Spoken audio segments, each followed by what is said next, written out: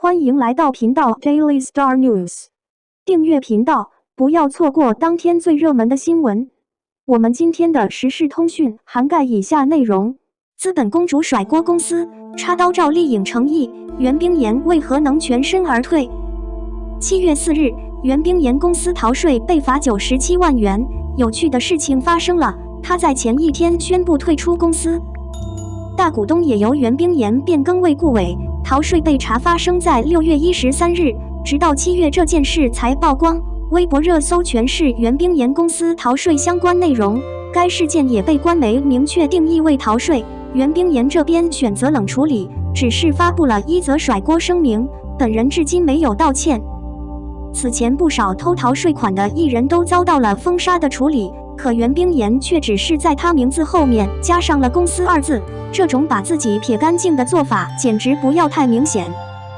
这时有眼尖的网友发现袁冰妍公司没有一个人，如此明显的空壳公司，其目的不得不让人怀疑。然而这并不是他第一次偷税逃税了。2019年袁冰妍公司就被催缴纳税款，被通报没多久后他们就注销了这家公司，又创建了另外一家。这种知错不改并没有导致袁冰妍被封杀，只是资源多多少少会受到影响。赵丽颖此生最讨厌的女明星应该就是袁冰妍了，凭借甜美可爱的形象出道，再加上和赵丽颖有几分相似，袁冰妍因此热度大增，并被称为小赵丽颖。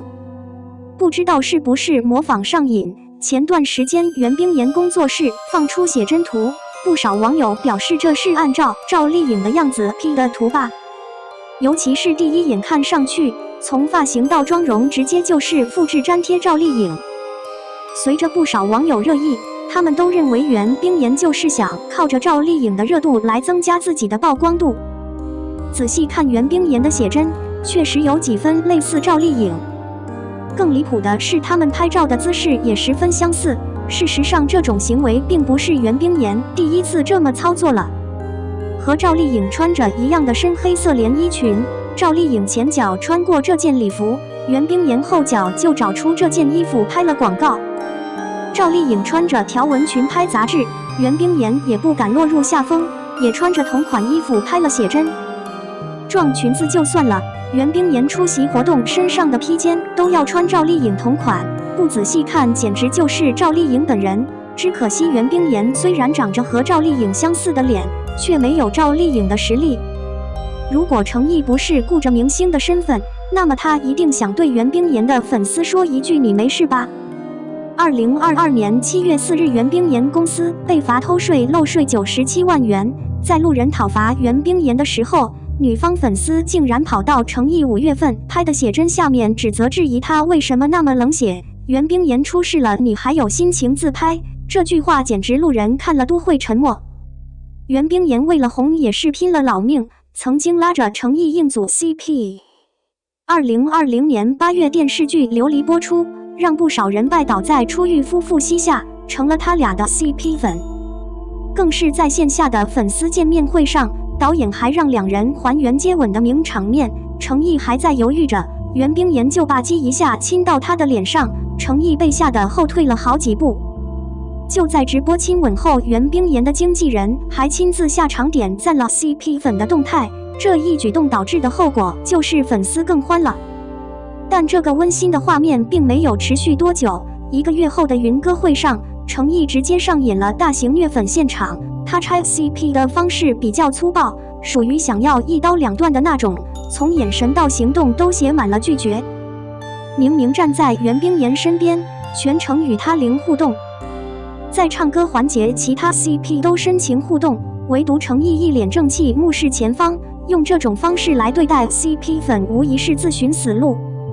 这种行为戳碎了粉丝的心。云歌会结束后几个小时，程毅直接被骂上了热搜，瞬间掉粉10万多，差点被狂热粉丝喷到遍体鳞伤。你认为袁冰妍还能红起来吗？02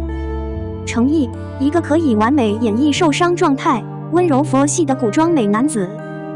演艺圈是一个充满着变数的地方，有的人走红就在一夜之间，有的人走红却是需要跋山涉水，路途漫漫。程毅，一个90后的南方小生，他的走红便是属于后者。毕业于中戏的程毅，是一个外表柔软、内心坚韧的人。相对于现在荧幕上的他与过往的自己，有着极大的反差。没有人能想到成名以前的程毅，是一个站在舞台说话就会紧张，遇到镜头都会躲闪的人。家人、朋友们都会为此担心，因为他所处的行业，这样的表现恐无出头之日。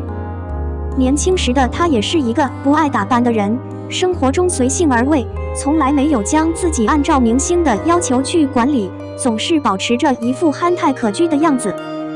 随着《青云志》的播出，那个外表冷峻、内心细腻、善良的林惊羽扮演者程毅逐渐被人们认识。初看林惊羽，总是一副孤傲冷漠拒人千里之外的样子，深入了解后，你便会发现他其实是一个内心十分孤独的侠士。这样颇具层次感的角色，对于任何演员来说都是一大考验，不仅需要演员在外形上有高度的吻合，更需要对内心、微表情等细节的精准把控。他对于这个角色拿捏非常到位，在具备不入凡尘气质的同时，还具有落入凡尘的心。吃苦、善良放在他的身上再合适不过。为了能在秦岭神树中让小哥一脚有更好的表现，柔软度僵硬，一副大高个子的他，硬是在几个月内将劈叉动作练成，这种毅力让许多人为之惊叹。当媒体人问他对于另一半的期待时，他的第一要求就是孝顺，长相可以大众，但内心一定要善良。平时工作之余的他，最想做的事情便是陪着自己的母亲，让老人家开心就是他最幸福的事。或许是因为以往的演出带给了他宝贵的经历，在之后出演的《琉璃》中，与司凤的表现让人刮目相看。与人打斗时，动作行云流水；受伤时，将内心的痛苦刻画得入木三分；难过时那种隐忍的悲伤，是由内而外地散发出来。对于角色的高度诠释，让观众有了身临其境的代入感。一个角色的成功塑造，离不开他在背后入微的观察，每一种微表情的表现，都源自于他细心的琢磨。这就是一位好演员应该具备的素养。生活中的程毅是一个爱打爱闹、大大咧咧的男生，与剧中那种清冷的角色完全不同。在拍戏现场闲暇时，他永远都是拿着剧本在钻研，手机对于他来说，可能就只是用来通话联系的工具。工作结束时，他总会想着办法为工作人员带去欢乐，因为他知道所有的人都在付出，所有人都很辛苦。他从来不会认为自己是明星就与他人保持距离，将自己放在与他人不对等的位置。在争名夺利的娱乐圈，很多人都会拼尽全力，唯独他不争不抢，一切随缘。他的这一行为深深地影响着喜欢他的人。当《琉璃》播出时，很多跟他熟悉的人建议应该有一些操作，让影片更火爆。可是作为程毅的粉丝们，在护剧之余只是说求同存异，以和谐为重，因为粉丝们不想让他们的偶像遭受无故的波及和背负黑料。这也说明一个优秀的演员是可以为喜欢他的人起到表率作用的。